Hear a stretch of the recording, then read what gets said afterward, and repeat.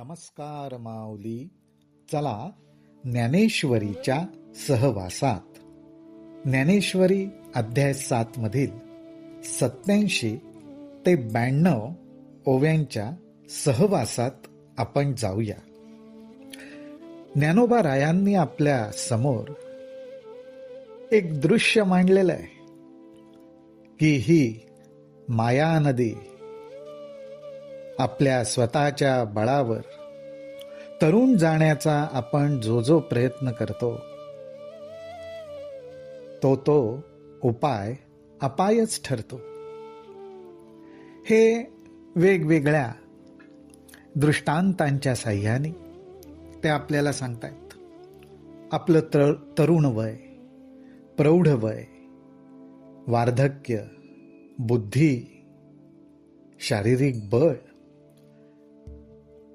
अशा एक किंवा अनेक गोष्टींच्या जोरावर आपल्याला ही माया नदी तरून जाता येईल हा भरोसा ठेवणं हे वेडेपणाच आहे.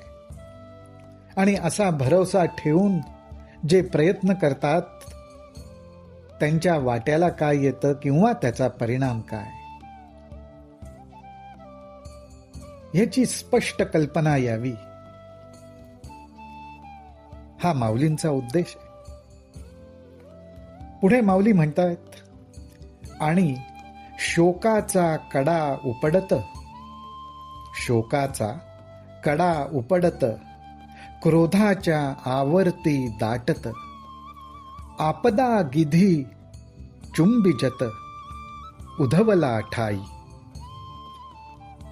आपल्याला ह्या जीवनाच्या प्रवाहात कोणत्या वेळी, कोणत्या क्षणी, कोणत्या प्रसंगाला सामोरं जावं लागेल किंवा कोणता प्रसंग आपल्या समोर येईल आपल्याला त्याची कल्पना नाही.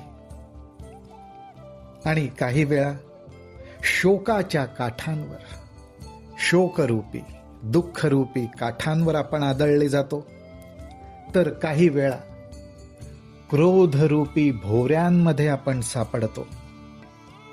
क्रोधाच्या भोवऱ्यात इतके अडकतो की जीव कासावीस होतो. आणि हे सगळं सहन करून किंवा टाळून आपण थोडेसे ह्याच्यातून बाहेर आलो तरी सुद्धा नाना प्रकारची गिधाड आपदा गिधी म्हणजे संकटरूपी, दुःखरूपी गिधाड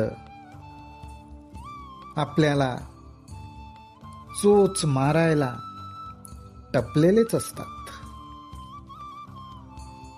मग दुःखाचेनी बरबटे बोंबले पाठी मरणाची रेवे रेवले ऐसे कामाचे कासे लागले ते गेले वाया. जणू काही हे कमीच, पण त्यामुळे जीव दुःखरूपी चिखलानी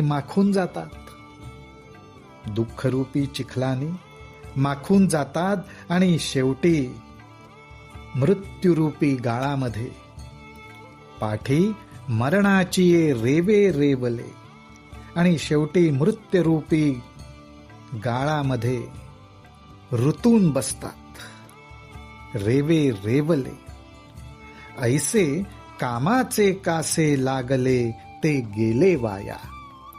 या ठिकाणी ह्या माया नदीच्या प्रवाहात कोण वाया जातं, तर अशा प्रकारे कामाचे कासे, विषय, इच्छा, विकार आणि त्याचीच तृप्तता व्हायला पाहिजे ह्याच्याच मागे जे लागले ते वाया गेले हे आपल्याला ज्ञानोबा राय सांगतायत.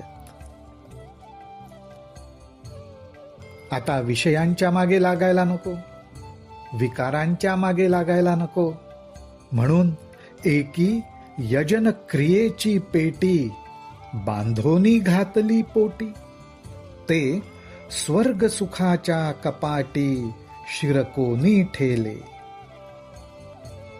हे आपल्या वाट्याला काही येऊ नये आधीचं जे ज्ञानोबारायांनी वर्णन केलंय ते आपल्या वाट्याला येऊ नये. आपण विषयरूपी, विकाररूपी इच्छा त्याच्या मागे धावू नये, म्हणून कोणी यजन क्रियेची पेटी पोटाला बांधली की ज्यामुळे ही माया नदी तरून जाता येईल. यजन क्रिया म्हणजे अनेक पूजा पाठ, होम, विधी, अनेक गोष्टी. परंतु त्याच्यामध्ये सुद्धा मनामध्ये हेतू ठेवल्यामुळे त्याचं फळ म्हणजे स्वर्गसुख. ह्या स्वर्गसुखाच्या कडे कपाऱ्यात हे जीव शिरले, ते तिथेच अडकून पडले. एकी मोक्षी लागावयाची आशा, केला कर्म बाह्यांचा भरवसा, परिते पडिले वळसा विधी निषेधांच्या. तर कोणी ही मोह माया रूपी नदी पार करून जावी आणि मोक्ष मिळावा ह्या आशेनी बाह्य कर्मांचा, कर्मकांडांचा, सत्कर्मांचा भरवसा धरला, त्यावर विश्वास ठेवला, परंतु ते सुद्धा ह्या मोह माया नदीच्या मध्ये विधी निषेधांची जी वळणं आहेत, परिते पडिले वळसा विधी निषेधांच्या, पण ते सुद्धा विधी निषेध ह्या रूपांनी जे वळसे आहेत, जी वळणं आहेत ह्या प्रवाहामध्ये, त्याच्यातच ते अडकून पडले. ही माया रूपी नदी आणि त्याला आलेला जो पूर आहे, अखंड पूर आहे. जेथ वैराग्याची नाव न रिगे, विवेकाचा तागा न लगे, वरी काही तरो ये योगे तरी विपायतो. ज्ञानोबाराय म्हणतात, अशा या नदीच्या पात्रामध्ये जिला पूर आलेला आहे, त्यामध्ये अहो वैराग्यरूपी नाव, वैराग्यरूपी नावेने प्रवेश करणं हे सुद्धा कठीण जातं. जर त्या नावेचा प्रवेशच होणं कठीण आहे, तर मग त्या नावेवर बसून प्रवास करणं किती अवघड असेल. आणि एवढंच नाही तर विवेक सुद्धा टिकून राहू शकत नाही. विवेकाला सुद्धा अनेक आव्हानांना तोंड द्यावं लागतं. विवेकाचा तागा न लगे, वरी काही तरो ये योगे तरी विपायतो. आणि मग असं म्हणून अजून दुसऱ्या कुठल्या तरी गोष्टींच्या साह्याने तरून जाण्याचा प्रयत्न करावा, तर प्रत्येक प्रयत्न विफल होत जातो. उपायाच्या ऐवजी अपायच होत जातो. ऐसे ये जीवाची ये आंगवणे, ये माया नदीचे तरणे, हे कासया सारिखे बोलणे म्हणावे पा. म्हणून ज्ञानोबाराय विचारतात, इथे प्रश्नच मांडतात. ते म्हणतात, अशी ही माया नदी आणि अशी ही माया नदी तरून जाण्याच्या प्रयत्नात जीवाची अवस्था होत असेल, तर जीवाने आपल्या स्वतःच्या बळावर ताकदीनं ही मोह माया रूपी नदी तरून जाण्याची भाषा करावी.